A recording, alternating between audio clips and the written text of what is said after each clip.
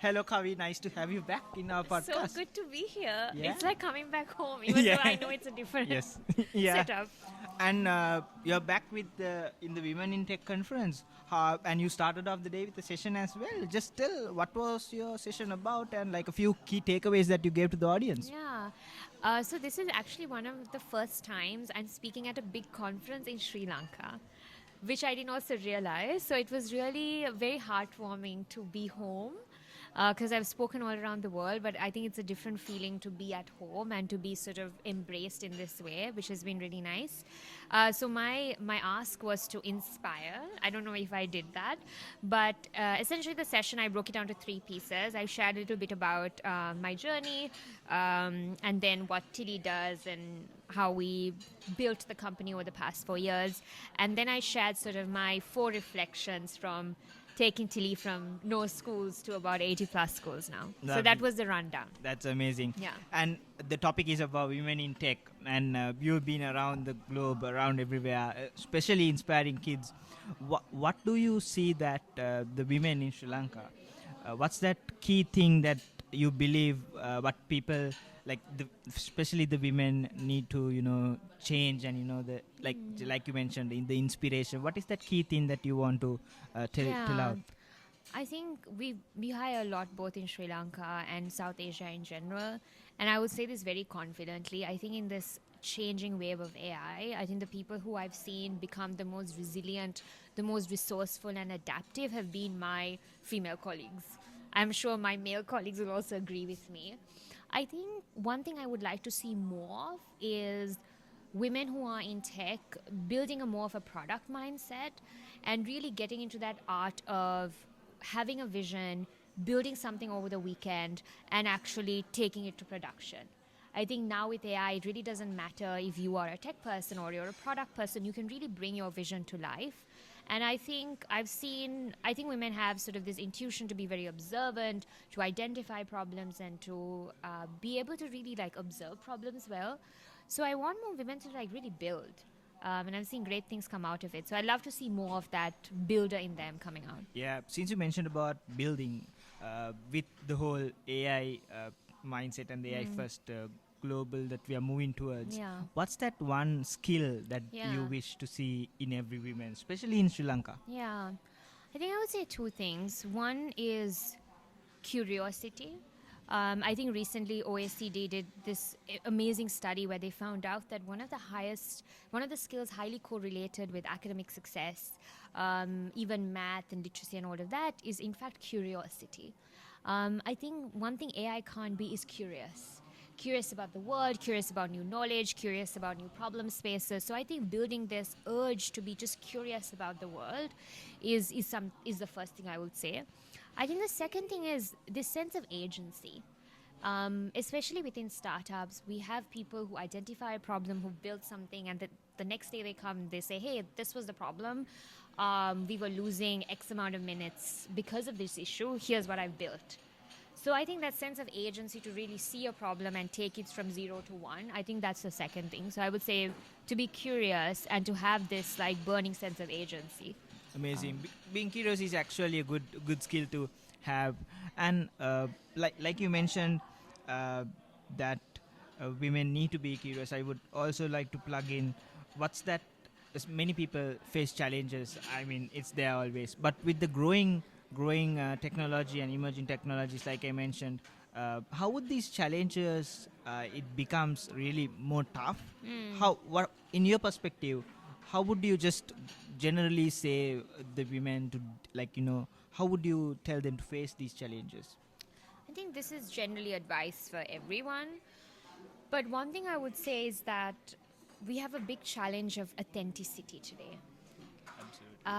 There is a proliferation of AI generated content, whether you're on LinkedIn or Instagram. So there's this craving in the world for realness, for authenticity, for LinkedIn post with a mistake, for a spelling error. Now I love to see a spelling error, which is kind of insane, right? You're just like, oh wow, like they actually wrote this. So I think that requires a lot of deep reflection, time spent on creating whatever content piece you want to put out. So I think that is a big challenge of how do we bring back that humanness and authenticity in what we do. And I think the second thing is a big challenge, especially for female entrepreneurs, is capital. And I think the big pull for us with AI is now we can run an experiment, we can ship an MVP within like 2 weeks. So we don't need that investor to pilot in 80 schools anymore. That you can kind of have the talent of 15 people now just within yourself. So I think that is a big challenge that they've alleviated, I think, with AI coming out. But I think authenticity would be the two sides of the Yeah, coin. that's 100% true. Yeah. And also, finally, I would like to ask, so many people, young girls, coming into the tech space, coming into this industry. What would that advice be, since you are also dealing with so many young talent around the world, and you are Yeah. facing, like, you have the exposure. What Yeah. would that key message be to these young girls to come into the industry? Yeah. I think I would say like three things very quickly. One is I'll frame it as three things I wish I did when I, started my first tech job, which was here in Sri Lanka. I started at Arimac. So three things I wish I did was, one is I wish I took more notes and reflections of what I was seeing, what I was observing, experiments that didn't go so well, advice I was getting from people. I wish I did more of that, because it's only when you reflect that you see patterns.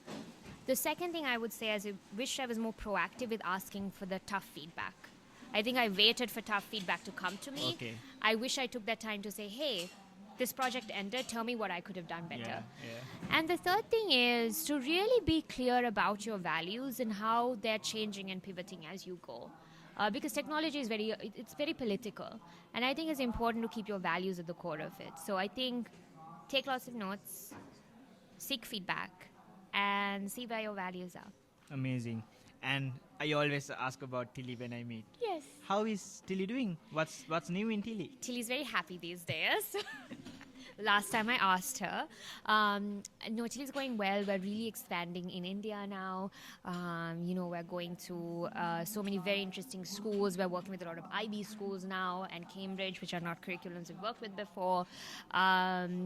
We just got on UNICEF's Learning Cabinet, which is a huge achievement for us. Wow. Because now governments like the Ministry of Foreign Affairs in Finland recommend us to governments all around the world. So we're That's one of the crazy. 45 tools in the world to be in the cabinet. So we're very excited by So that. amazing. The last So time, Tilly's happy and she says hi to you. But lovely. The last time we met, you were just entering India, as I yes. remember. Yeah.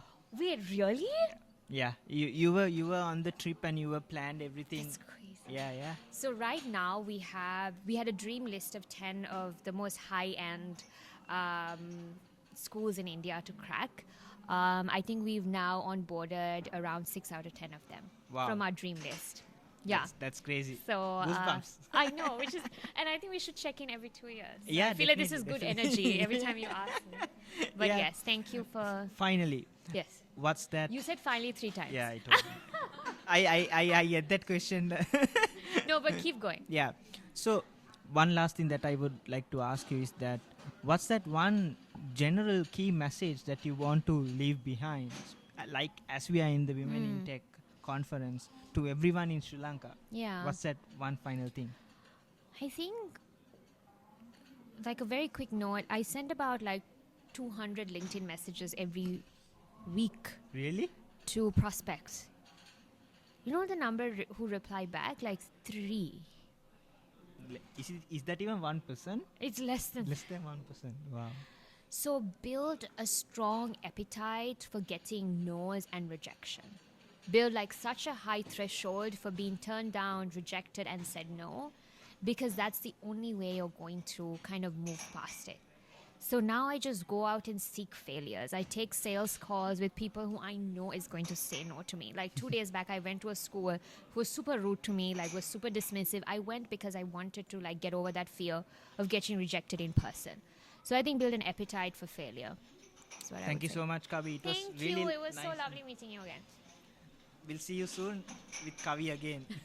And also, we have Kavi's full podcast and Tech Talk 360, which we did an year ago. So make sure you watch Kavi's entire story. I think she will mention the entire story behind Tilly and everything else. So make sure you watch that.